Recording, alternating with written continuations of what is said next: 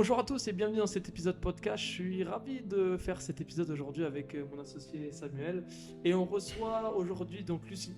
Donc enchanté Lucie, c'est la première fois que nous on se voit. Tu travailles avec Samuel. C'est plus Samuel qui va faire ta présentation puisque en fait je te connais que depuis il y a 20 minutes. Donc ravi de te connaître, de savoir là où tu travailles. Donc le but ça va être de te présenter un peu, de présenter un petit peu ton parcours et le côté entrepreneur que tu as dans cet épisode. Donc du coup, vraiment, c'est le regard de la coach que toi, tu as dans ton business et dans ta façon d'accompagner les gens. C'est la première fille qu'on reçoit. Donc c'est top. C'est pas un exercice facile, mais dont le but, c'est que voilà, qu'on fasse un échange, que ça se rende le plus simple possible pour que tu puisses donner ton témoignage pour les coachs qui veulent entreprendre, qui veulent faire un peu la double mention, tu vois, on en parlera juste après, mais le côté nutrition et le côté coaching. Donc, bah, écoute, je vais laisser la parole à Samuel qui va un peu te présenter et savoir un peu comment vous êtes connus. Et après, on enchaînera un petit peu sur toi, ton parcours et tout. Allez, vas-y Sam, je te laisse la main. Ouais, du coup, je vais te présenter Lucie rapidement, parce que je vais te laisser toi te présenter. Ce sera encore mieux. Je vais présenter notre rencontre plutôt et comment s'est passée cette rencontre. Moi, je t'ai directement démarché sur les réseaux pour la simple et bonne raison que je suis coach sportif, mais je suis pas nutritionniste. Et c'est assez con. Quand on veut accompagner un élève et avoir des résultats de manière optimale, on se doit d'allier nutrition et sport. Et, euh, et moi, déjà, je suis pas légitime dans ce domaine-là. Et puis en plus, c'est pas une partie qui m'exalte, que j'ai vraiment envie de faire. Donc du coup, c'est pour ça que je suis venu vers toi, j'ai fait appel à toi. Donc je t'ai démarché sur les réseaux, je suis venu te rencontrer dans ton club, euh, qui était, tu nous diras à l'époque, tu nous en parleras peut-être un petit peu. Et parce que là, du coup, tu as changé de club. Et voilà, maintenant, on travaille ensemble depuis un petit moment. Tu as suivi et tu suis certains de mes élèves. Tu as suivi même, tu as suivi ma femme aussi. Et puis voilà, et je suis très content du travail que tu fais. Faut savoir que Lucie, ça fait pas mal de temps que Sam recherche justement cette collaboration avec une nutritionniste. Et ça l'a fait plusieurs fois. T'as essayé, Sam? Ouais, Et on a déjà plusieurs eu un fois, ça n'a pas partenariat. marché. Ouais. Je t'en avais Oui, tu parlé. m'avais expliqué que ça s'était un Ça, peu. c'était très mal passé. Ouais. Et toi, comment tu as vécu cette rencontre justement avec Samuel? Puisque toi, en fait, tu n'as rien demandé à personne, tu étais un petit peu dans ton coin. Mhm. Et le fait d'avoir une personne un coach comme ça, qui vient te voir pour te demander de s'occuper de ses coachés sur le plan nutritionnel. Je pense pas que ça doit arriver tous les jours. Non, oui, c'est. Au départ, ça a été surprenant, dans le sens où oui, c'était la première fois que ça m'arrivait. Mais après, les opportunités qui se présentent, euh, j'approfondis. En fait, je ne suis pas fermée aux propositions. Donc, quand ça me s'est présenté, je me suis dit pourquoi pas, ça peut déjà avoir une collaboration avec quelqu'un d'extérieur, ça peut ramener du monde. Et même en termes de réseau professionnel, il me semble important en tant qu'auto-entrepreneur de ne pas être tout seul, justement. Ok, d'accord. Donc à ce moment-ci, là, ça fait. Donc toi, tu es diplômé de. BTS diététique. Et après, côté coach sportif, c'est quoi ton J'ai un cursus? BPGEPS, mention. Donc HM, non, c'est ça? Ouais, c'est ça. Ok, d'accord. Activité de la forme. BTS mention- d'abord, et Ouais, ensuite. c'est ça. Et d'entrée, tu savais direct que tu voulais te positionner sur le côté force, côté coach sportif ou pas du tout? Non, en fait, ce qui s'est passé, c'est que en première instance, j'ai fait le BTS diététique parce que du coup, je voulais être exercée en tant que diététicienne nutritionniste. Et en fait, au courant de ma deuxième année de BTS, c'est là où on réfléchit un peu à la suite. Et il est vrai qu'en tant que diététicienne, déjà, si on veut être employé, c'est un secteur assez bouché. Et quoi qu'il en soit, j'ai jamais eu pour ambition d'être employée. Je voulais vraiment travailler à mon compte. Et là, la question s'est posée de qu'est-ce que je fais? Parce que je me lance direct en libéral. C'est très spécialisé comme profession. Pour se développer, on touche moins de monde en fait. Et je faisais déjà du sport en salle, ça me plaisait. Et je me suis dit, ben, pourquoi pas proposer un service en fait complet en alliant du coup l'alimentation et le côté sportif. Ok. Et donc de là, ça a germé dans mon esprit de faire ce Donc BPGEPS. d'entrée, tu voulais faire ça quand tu as fait le BTS En BTS, je voulais faire seulement en fait la diététique, mais après, on transpose à la réalité. Voilà, si on veut vivre de sa profession ou en tout cas mettre le maximum de chances de son côté, il vaut mieux réfléchir et essayer de ratisser un peu plus large. Et c'est quoi ta part de... T'as plus de gens en diète ou tous ceux que tu as en diète, tu les suis en coaching? C'est plutôt, donc, ceux qui sont en coaching sont suivis en diététique. C'est plutôt Ok. dans ce sens-là. Ok, d'accord. Parce que. D'abord, c'est ils viennent sur du coaching Ouais. et après, tu as tout le côté diète qui Oui. vient. Mais aussi en parallèle, j'ai aussi des personnes qui viennent seulement en consultation. Mais ceux qui viennent en consultation ne vont pas forcément en coaching. Quelquefois, j'ai réussi à convertir des personnes à l'activité sportive. Mais quand une personne vient me voir pour du coaching, là pour le coup, je la suis automatiquement au niveau nutritionnel. Ok, d'accord. Parce que ça va ensemble et enfin, pour moi, c'est essentiel. Et quand une personne qui va faire un BTS diététique, Mhm. il se passe quoi à la fin des 2 ans? Genre, elle a le choix, pourquoi? Elle est diplômée. Donc, tu es diplômé comme n'importe quel cursus au final. Et après, c'est toi qui choisis un peu là où tu veux aller. Ou, Mm. quelles sont les opportunités quand tu sors du BTS, toi, pour toi? Quand on sort du BTS, on est diplômé. Après, on a certains stages en milieu hospitalier, donc on peut avoir une opportunité au sein de la structure dans laquelle on a fait un stage. Si un départ à la retraite, par exemple, parce que voilà, c'est des postes en tant que diététicien, c'est plutôt rare. Mhm. Bon, j'avais fait mon stage à Hôpital Nord et c'est ce qui s'était passé. Il y avait une des collègues qui partait en fait à la retraite et une fille de ma classe qui avait fait le stage en même temps que moi a eu ce poste-là à l'époque. Ok, d'accord. Donc c'est un peu l'opportunité et après aussi il y a des études supérieures au-delà du BTS pour se spécialiser. Là aussi j'avais réfléchi à pourquoi pas faire une licence pour faire exercer dans le milieu de l'industrie agroalimentaire, mais je m'étais dit que ça collait pas avec mon souhait d'aider les personnes. Voilà, l'industrie agroalimentaire, malheureusement, C'est l'industrie. ouais, je me suis dit que ça collerait pas avec ma nature profonde qui est aider les gens. L'accompagnement. Ouais, c'est ça. Et les postes, du coup, qui peuvent être proposés, c'est du salariat ou c'est du. Où il y a aussi l'auto-entrepreneuriat? En tant que diététicien, Ouais.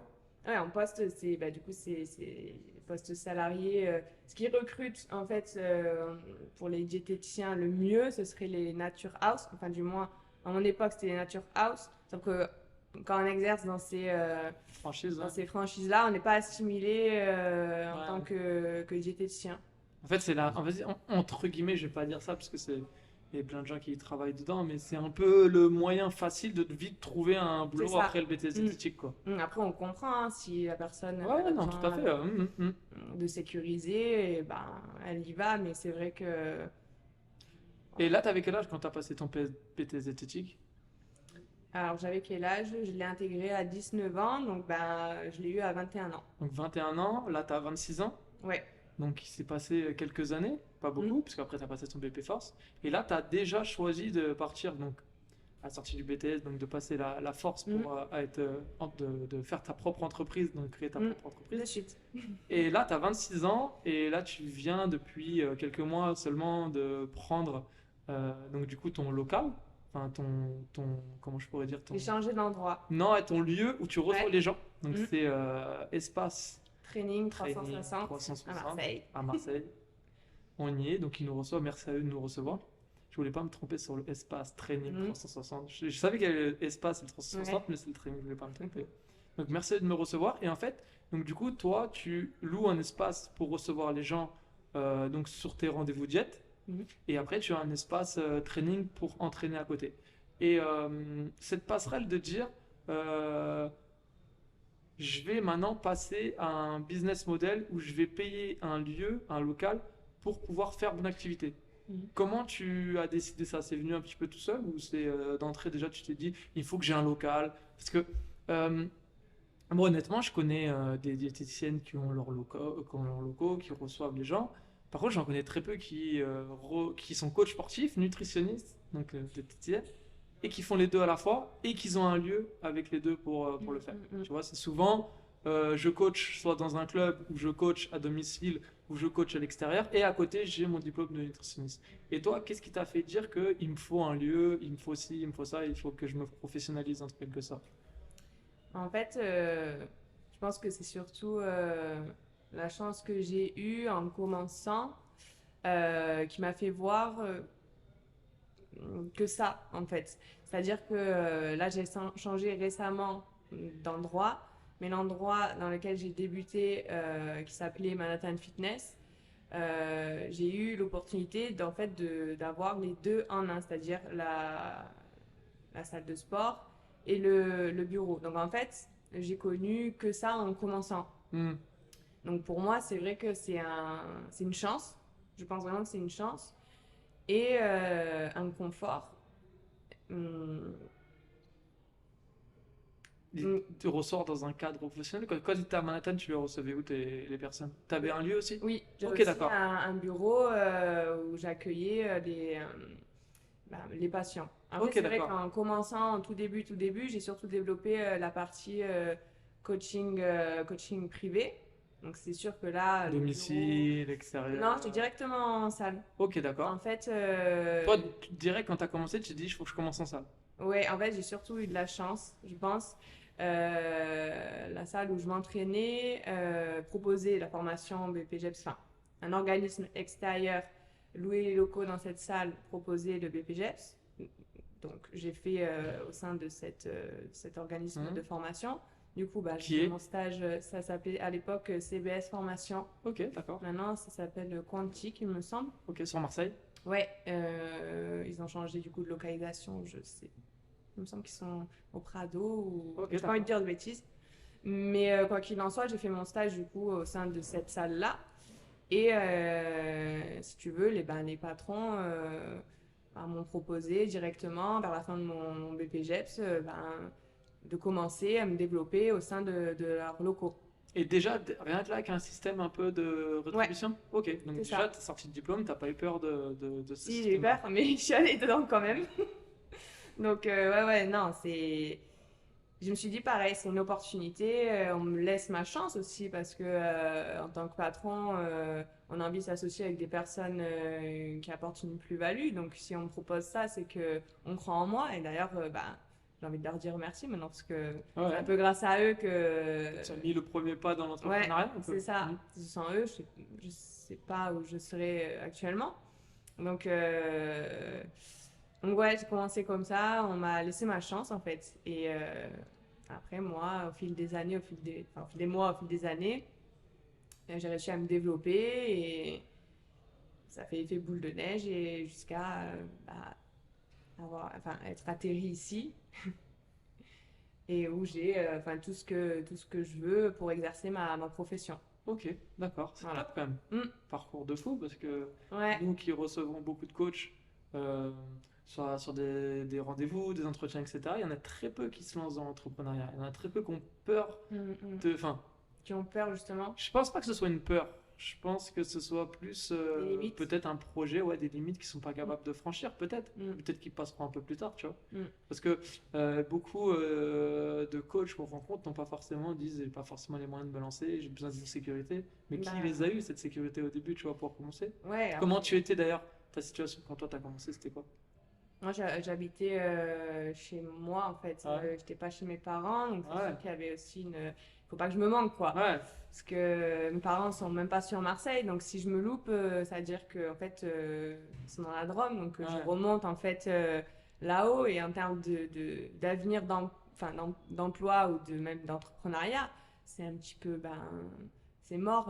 Enfin, ça bouge pas autant qu'à Marseille, donc c'était un peu, faut que j'y aille ou enfin, ça passe ou ça casse.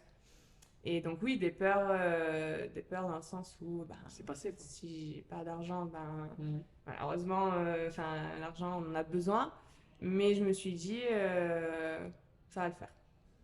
En fait, ceux qui réussissent, en fait, ils partent tous du même endroit, on se rend compte. Nous, par rapport à tous les gens qu'on rencontre, ce que tu viens de dire là, à dire en gros, j'ai pas le choix en fait. J'ai pas le choix, je peux que réussir. Je me C'est laisse ça. pas d'autre choix que de réussir. Si on arrive en se disant, bon, c'est bon, de toute façon, je vais y aller tranquille, bon, ça va marcher, Mm, mm. bien souvent ils se ratent, mais par contre, cette détermination qu'ont les gens à se dire, ben, j'ai pas le choix en fait, je me lance là-dedans, j'ai peur, mais ça m'intéresse et j'ai Mm. pas d'autre choix que de réussir. Et tous les profils qu'on a rencontrés qui ont réussi, Ouais. ils ont tous commencé au même endroit. Ouais, après, c'est sûr, si on est encore chez papa, maman, on a un confort. Mais après, est-ce que ça ne dessert Ouais. pas Mais aussi dans le ça sens veut où pas, on ça veut est pas dire que plus t'es chez papa-maman que des coachs se lancent dans l'entrepreneuriat, hein. Ouais, oui, non, c'est pas. Moi, je pense que ça dessert, hein. Comme t'allais le dire là. Ça Mais- peut desservir dans le sens ouais. où justement on a un confort, donc on se donne moins pour Hmm. atteindre les objectifs qu'on se fixe. Ça, c'est comme le confort de la personne qui va être en CDI, qui veut changer de job, Ouais. mais comme elle a son petit Mm. confort, elle est en CDI, son boulot ne lui plaît plus, Mm. mais Ça bon, retient. ouais, elle est retenue et là, c'est exactement pareil. Ouais, c'est pire, je pense. Mm. C'est pire. Non, je pense vraiment que c'est quand tu es vraiment enfin, en bas que, bah, oui, effectivement, pour améliorer ta situation, tu es obligé de trouver des solutions. Ouais. Donc c'est ça qui te fait monter, je pense. Et tu t'imaginerais maintenant basculer dans le salariat ou pas? J'ai espoir de ne jamais être salarié de ma vie, oui. Après, on ne sait pas ce qui peut arriver. Parfois, Ouais, parce qu'après, on ne sait pas. l'entrepreneuriat, c'est un chemin qui est délicat, tu vois. Ça... Ouais, Là, par exemple, tu vois, nous, je sais pas si tu as connu le Covid avec le oui. coaching. Tu l'as connu? Donc voilà, déjà, c'est une étape Et assez surtout, compliquée. entreprise fraîchement créée, donc Mhm. aucune aide. Mais après, c'est vrai que pendant cette période-là, je me suis beaucoup recentrée sur moi, pour tout te dire. Beaucoup de gens Ouais, sont j'ai pas recentrés sur eux. cherché à développer mon activité ni quoi que ce soit d'autre. Et après, en fait, quand je suis sortie de là, donc est-ce que c'était moi ou le fait que les personnes aient été frustrées pendant toute cette période-là? Mais au final, quand je suis sortie de là, j'attirais à moi des personnes. Alors Ouais. qu'avant, j'attirais moins. Donc je me suis dit, est-ce que le fait de m'être recentrée sur moi, je dégage quelque chose qui, une certaine aura qui attire, ou est-ce que simplement les personnes ont été frustrées, donc ils ont envie de vivre tout simplement. Mais voilà, c'est vrai que pendant le Covid, mais oui, pas d'aide. Donc, du coup, la Covid, pas d'aide, rien, tu crées ta structure. Manhattan, tu y as travaillé combien de temps? De mes débuts à, du coup, Ouais, il y a là, on est 2000, quoi, 2023, ouais, 2023. 4 ans, Donc, Manhattan ferme, malheureusement. malheureusement. Mm. Et là, tu es obligé de repartir encore, de trouver autre chose. Mm. Comment ça s'est passé cette transition, toi, pour toi? On t'apprend en gros que bah, malheureusement, on va j'ai- devoir fermer. Ouais. Comment t'as fait là pour trouver là le lieu où on est là, on se parle actuellement? Comment ça s'est passé cette période-là, cette phase? Bah, en fait, je connaissais déjà ce lieu parce que j'avais une personne en contact Ah, ce que tu m'as dit tout à ouais, l'heure. qui avait fait la formation, enfin, au même endroit que moi au final, mais une année ou deux d'intervalle. Et on gardait des liens bah, voilà, professionnels pour ce réseau-là. Et en fait, je voyais cet endroit-là comme ben, potentiellement un endroit dans lequel j'aimerais travailler. Après, j'ai prospecté un peu ailleurs Partout, aussi, hein. mais c'est vrai qu'ici, ça regroupait plusieurs points qui me convenaient, dont le bureau, dont la localisation aussi, parce qu'on est vraiment à peut-être maximum 1 kilomètre de Du là où classe- j'exerçais hein. avant. Donc, Mhm. et puis surtout, c'est le 10e arrondissement de Marseille, du coup, c'est un peu au centre quand même, on n'est pas excentré. Enfin, Ouais, puis c'est c'est. une salle qui est assez connue quand même. Il y a une bonne image sur le club qui a été ouvert par des joueurs de Mm. l'OM notamment. Donc c'est un Oui. club qui quand même est assez un standing assez, Oui. assez élevé quand même. Mm, Donc c'est bien de se retrouver dans une structure comme ça. Et il y avait cette place qui était libre ou il y avait quelqu'un d'autre avant? Comment? Bah, au début, quand je suis arrivée, oui, il y avait une autre diététicienne en place, enfin en place, Qui était coach aussi? non, qui venait d'arriver, Ok, mais d'accord. au final, elle n'est pas restée. Bon, moi, T'as ça me pris dérangeait l'opportunité. pas. t'es venu. Ouais, ça me dérangeait pas de toute façon qu'elle soit là, parce que, enfin, pour moi, et puis même dans mon lieu d'accueil précédent, pour moi, c'est moi qui amène le monde, donc ça me dérangeait pas. C'est-à-dire qu'elle avait Mhm. sa patientèle, j'avais ma patientèle et ma clientèle. Mhm. Donc qu'elle soit là ou pas, enfin, il n'y a pas de concurrence. Ok, Pour d'accord. moi. Ouais. Donc après elle est partie. Bon, elle Ok, fait d'accord. son chemin de son côté. Et si tu as des questions sur l'entrepreneuriat un peu, parce que je voulais aussi basculer après Hmm. sur ton côté, sur ta vision un peu de la Hmm. nutritionniste coach que t'es, La sensibilité. ouais, ta sensibilité. Sam, tu as des côtés sur le côté entrepreneur, comment? Non, à la limite, la question que je voulais poser tout à l'heure, c'était parce que on parlait des coachs qu'on rencontre, qui nous parlent du côté salariat, du côté entrepreneur, et bien souvent, les coachs voient un gros aspect sécurité dans le salariat. Toi, j'aimerais avoir ton point de vue, toi qui as toujours été entrepreneuse, j'aimerais bien avoir ton point de vue là-dessus. Je comprends leur point de vue. Hum, Et dans les faits, c'est vrai qu'en termes de sécurité, être salarié, il y a peut-être un, un cran au-dessus de sécurité dans le sens où on a le salaire en fait chaque mois. Il n'y a pas cette Ouais. problématique de OK, il y a deux clients qui sont plus là, donc j'ai moins de chiffre d'affaires. Mais d'un autre côté, si on gère bien l'entreprise, je pense vraiment que c'est une mentalité en fait. Parce Un qu'on. tempérament. Ouais, une mentalité parce que en tant qu'entrepreneur, on va avoir des mois très hauts, des mois enfin, Moi, moyens. Et en fait, le fait de lisser sur l'année, on va se retrouver à bah, une moyenne qui est très convenable, chose qu'on ne pourrait pas avoir si on était salarié. Et quand bien même, salarié, à moins qu'il travaille en fait, en tant que fonctionnaire, pour moi, il n'est pas forcément en sécurité parce que demain, l'entreprise peut fermer et bah, Ce on qui est se arrivé à retrouve moi et Samuel, hein. Ouais. Mm. Enfin, Samuel et moi. Mm. Ouais. Et du coup, d'un côté, oui, enfin, les avantages d'un côté qu'on n'a pas dans l'autre et inversement. Donc, ouais, le milieu salariat, j'y porte pas de. Enfin, je connais pas en fait ce milieu-là, donc je ne pourrais pas en moi, parler non plus. Ouais, ouais, non, mais ça, en gros, mais je- ça a C'est jamais l'idée été que j'en me ton fais. état d'esprit mais ça t'attire Non, pas, quoi. non, ouais, j'espère vraiment de ma vie ne jamais avoir à passer de 30 Après, c'est pas entretiens une mauvaise chose, parce d'embauche. que moi, j'en pense qu'il y a des gens qui sont très bien faits pour ça. C'est un modèle qui est. Mm, Enfin, je veux dire, voilà, il y a des gens qui s'épanouissent complètement dans mm, le milieu salarial et mm. ça. Ah, bah, il y a des avantages, il y a certainement des avantages. Je suis pas assez calée, je suis pas assez calée sur le sujet pour Bah, donner juste que mon avis d'un point de ton vue personnel. extérieur et avec les peu de connaissances que j'ai sur ce monde-là.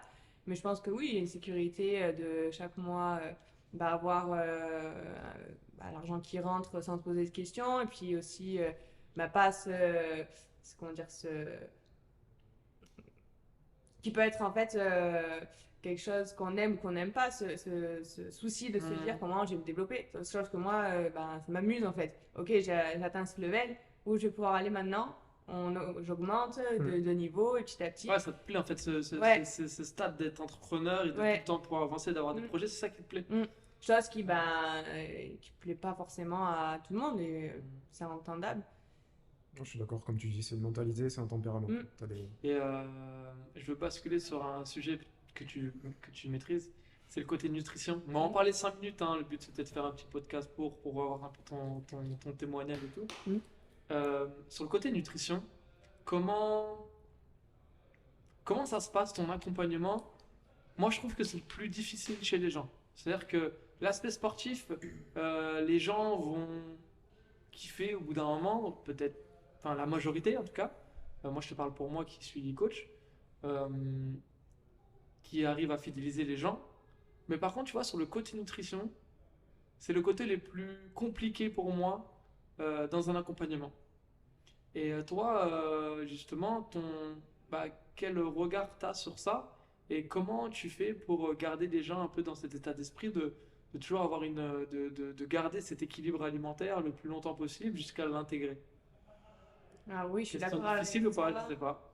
Non, Après, ça dépend de l'approche que tu as au départ, je sais pas. Explique-nous un peu ouais, en comment. fait, effectivement, l'alimentation, chez tout individu, c'est le reflet de ce qu'on a à l'intérieur, en fait. Mm. Donc, il y a un rapport à l'alimentation qui est au-delà du superficiel, de ce qu'on voit à l'extérieur. Et pour répondre à ta question, du coup, par rapport à mes clients et patients, déjà, ce qui les maintient accrochés, en premier lieu, c'est eux, à quel point ils adhèrent en fait à mon discours. Parce qu'il y a des personnes qui ont envie de changer d'alimentation, mais qui sont pas encore prêts ou avec lesquels le discours n'adhère pas. Du coup, ben, ces personnes-là, malheureusement, on ne peut pas les mener du point A à un point B. Moi, j'écoutais un nutritionniste parler à la radio, il disait un truc archi intéressant. Il disait que, en gros, c'est compliqué pour les gens parce que, par exemple, on a banalisé le fait de manger des fruits et des légumes. Enfin, banalisé dans le sens où maintenant, en gros, c'est un effort de le faire alors que c'est tout à fait normal de le faire. Maintenant, je dis ça aux gens, ils sont comme des oufs, pour eux, c'est un régime. Ouais. Alors que pas du tout au final. Enfin, je veux dire, c'est normal de manger des fruits et des légumes.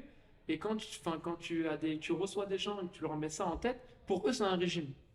Et c'est ça, en fait, c'est comment toi, t'arrives justement à amener la personne à ne peut-être pas lui faire comprendre que c'est un régime. Enfin, quelle est ta manière de les amener vers un rééquilibrage alimentaire? Parce que pour moi, c'est le plus compliqué. J'avoue que bah, du coup, vu que je le fais tellement spontanément, Pour toi, ça y a pas paraît de naturel. protocole. Ouais. En fait, ouais, Toi, c'est t'as pas ça. de protocole Non. de dire là, on va manger du chou-fleur pendant un Bah, mois après, ou il y a je une sais pas, je sais trame. pas comment ça se passe. En fait, c'est parce que j'ai affaire à des personnes aussi qui souffrent de troubles du comportement alimentaire. Donc là, Ouais. pour le coup, c'est au-delà d'une personne qui est juste un peu déséquilibrée au niveau de son alimentation. Mais quoi qu'il en soit, effectivement, il y a une trame, si on devait schématiser. Effectivement, ils ont tous une trame, en fait, pour leur donner des bases, des notions au niveau de l'équilibre alimentaire, chose qui est indispensable parce qu'il y a un apprentissage à faire. Mais parallèlement, ce qui est aussi très important, plus que l'apprentissage enfin plus, autant du moins que l'apprentissage des bases alimentaires, c'est la vision en fait que l'on se fait de l'alimentation, comme tu disais, des fruits et légumes, le voir ça comme un régime. En fait, il y a une différence entre, par exemple, vouloir consommer des chocobons et se dire non, il faut que je mange ma pomme, Ouais. et avoir spontanément envie de manger une pomme. Ouais. Donc, tout part en fait de l'alimentation et de l'énergie qu'on met face à l'alimentation et en fait du mode de vie qu'on veut avoir et pour quelles raisons on le fait. Donc en fait, c'est bien plus profond que ça. Quand tu prends rendez-vous avec les gens, ça va Oui. beaucoup plus loin que genre juste je vais te donner un papier, faut que Ouais, tu non. cherches ça. Ouais, si on veut Tu que vas ça... chercher plus loin. Ouais, dans le c'est truc. vraiment un Tu m'as dit que tu changement. écoutais pas mal de podcasts sur le côté un peu Ouais. psychologique. La psychologie. Sur Ouais. la psychologie. Ouais. Donc tu as cet aspect-là quand même. Enfin, Ouais. qu'on a tous quand on est coach. Forcément, si si t'es pas antipathique, c'est un peu compliqué d'être Mm. coach, d'accompagner les gens, sauf coach nutrition ou quoi. Mm. Donc du coup, ouais, c'est vrai que tu y vas d'un trait, c'est-à-dire que quand il y a une personne qui arrive, direct tu la mets Je plante des graines, en fait. Ouais, voilà. Et ça selon- prend voilà, et tu Ouais. lui expliques enfin, tout de suite que ça va prendre du temps et qu'on va pas faire Oui, ça. ça va Ok. prendre du temps. Déjà, en fait, tout est selon en fait l'individu enfin la personne qui est en face de moi, et ça c'est vraiment je pense que c'est l'intuition c'est-à-dire je sens la personne, ce à quoi elle peut être plus ou moins réceptive, d'où elle part, et j'y vais en fait crescendo. Il y a des personnes où je leur balance deux trois idées, je vois ça fait mouche direct dans leur esprit. Je me dis ok, là j'ai touché quelque chose. Enfin, vraiment, j'ai pas de protocole, du coup, ça va être vraiment selon ma sensibilité et ce que je vois. C'est cool ce que tu dis ça parce que souvent, des fois, ils ont une trame, c'est comme Mm. ça et c'est pas autrement. Ouais. Non, le bête et discipliné, en fait, la personne va se retrouver en résistance, elle va pas trop comprendre pourquoi elle fait ça. Et quand on est en résistance, au bout d'un moment, il y a une rupture, et donc c'est pour ça que la personne repart dans ces comportements trame. qui pour elle sont normaux en fait. Mm. Et si elle comprend pourquoi elle fait ça et elle met en place les recommandations parce qu'elle en a envie, elle a envie de prendre soin de soi, elle se sent aussi beaucoup mieux, elle se sent moins fatiguée, elle dort mieux, elle est moins ballonnée, elle est connectée aussi avec ses sensations corporelles. Quand elle va manger quelque chose, parce que voilà, c'est pas interdit non plus de se faire plaisir, quand elle va manger quelque chose un peu plus gras ou sucré, elle va sentir des effets délétères au niveau de son tube digestif, elle va être plus ballonnée par exemple, elle va être plus fatiguée le lendemain. C'est spontanément, va se dire, ok, je me sens un peu moins bien quand je mange ce produit-là. Est-ce que bah, ça vaut le coup, la prochaine fois, est-ce que ça vaut le coup en fait de prendre ce produit-là? Est-ce que j'en ai plus envie par rapport aux effets négatifs que ça a apporté? Oui, non, bah si là j'en ai vraiment envie, je vais prendre. Si bah Ouais, donc tu vas vraiment plus loin que enfin, diététicienne, c'est pas un plan que tu fais, c'est un changement. l'aspect de l'accompagnement au quotidien. Ouais. Ouais, non. Est-ce que c'est ton côté coach sportif qui fait que justement tu cette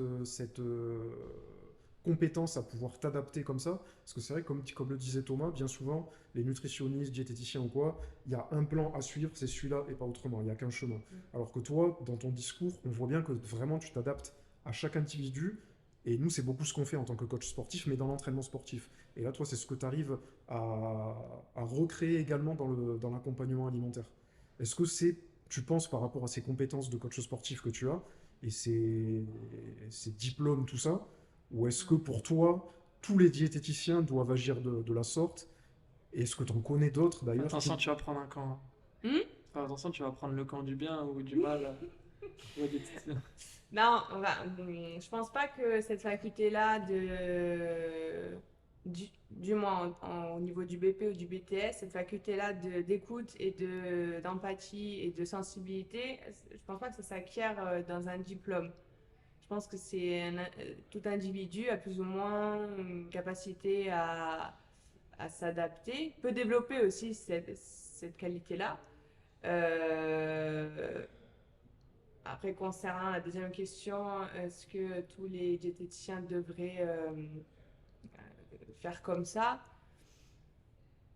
Moi, je pense que si on veut vraiment aider les gens, oui, effectivement, leur faire opérer un changement profond de manière à ce qu'ils deviennent autonomes et règlent leurs soucis. Ça, c'est le côté aidant qui parle. Donc, oui, après, c'est vrai que le côté business ferait dire, ben non, vaut mieux, au contraire, rendre les personnes dépendantes parce que, ben, du coup, elles vont revenir à chaque fois et repayer. Ça dépend où on se trouve, où on veut être. Ok, c'est cool. On a fait 30 minutes, un peu plus de 30 minutes déjà. passe vite, hein. Ouais, Sam il a un rendez-vous chez le kiné. Toi qui étais Je serais resté un peu plus longtemps, mais Sam il a rendez-vous chez le kiné. Il y en a juste Donc là. on va devoir y aller. Ouais, il y en a juste à côté, le rendez-vous. Franchement, moi je serais chaud pour faire une partie 2 ou plus creuser un carrément. peu sur le côté diète. Donc j'ai kiffé un peu justement. Une approche. Ouais, franchement. Si, Avec plaisir. s'il y a des questions à noter ou quoi par rapport aux gens qui vont regarder.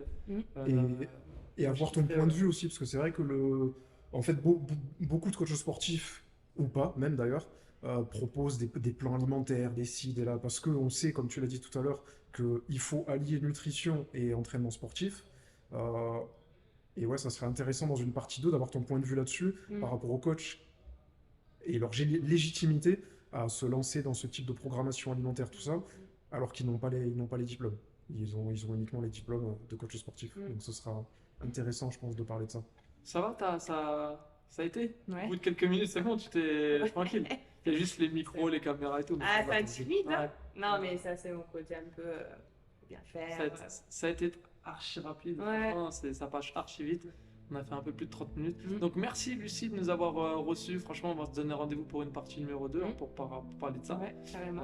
Je te souhaite que ça se passe très bien pour cette rentrée septembre sur le club et par la suite aussi. Merci à vous aussi d'avoir pris le temps de venir m'écouter et aussi plein de bonnes choses pour cette rentrée. Merci. Merci aussi. Merci à ceux qui ont écouté le podcast. Si vous avez des questions, etc., si vous voulez mettre des avis ou quoi, n'hésitez surtout pas. Si vous voulez suivre Lucie, je laisserai l'Instagram sous la bio de cet épisode. Je vous souhaite une excellente journée et merci à tous. Ciao.